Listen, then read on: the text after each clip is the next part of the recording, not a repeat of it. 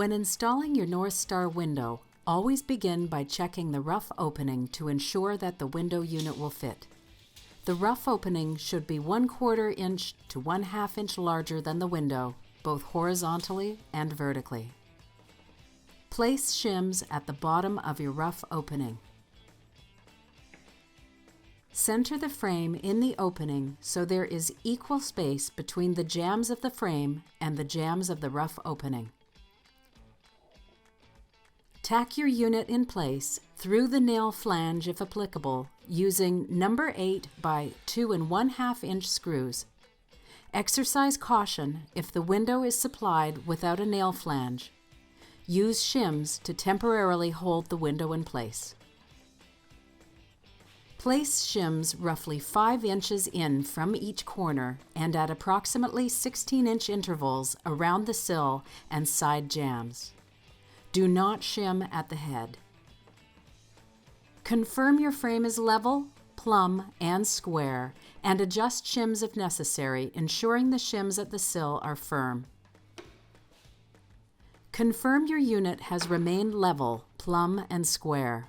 Additional shims should be placed at the sill below the roto operator. Open the sash fully. Using the suggested number 8 by 2 1/2 inch screws at each of the sill shim locations and the unshimmed head, exercising caution to not bow the frame, install to further secure your unit in place. Your screw position should be 5/8 of an inch away from the frame interior wall. Install screws at each of the side jamb shim locations. It is crucial that you seal screw heads in the bottom of the frame with a quality silicone sealant. Partially close the sash and install a number 8 by 2 1/2 inch screw through the roto operator mechanism. This screw should be sealed with a quality silicone. Close the sash fully. Visually inspect the exterior of the window to ensure that the gap between the frame and sash members remains constant. If the operator fails to open, close, or lock properly, verify that the sill and jambs are square and cross-measure corner to corner.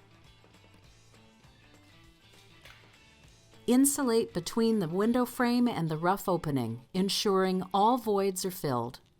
Caution must be exercised while foaming as not to overpack the insulation, causing the unit frame to distort. Once the insulation has dried, trim any excess materials from your opening and cut down your shims.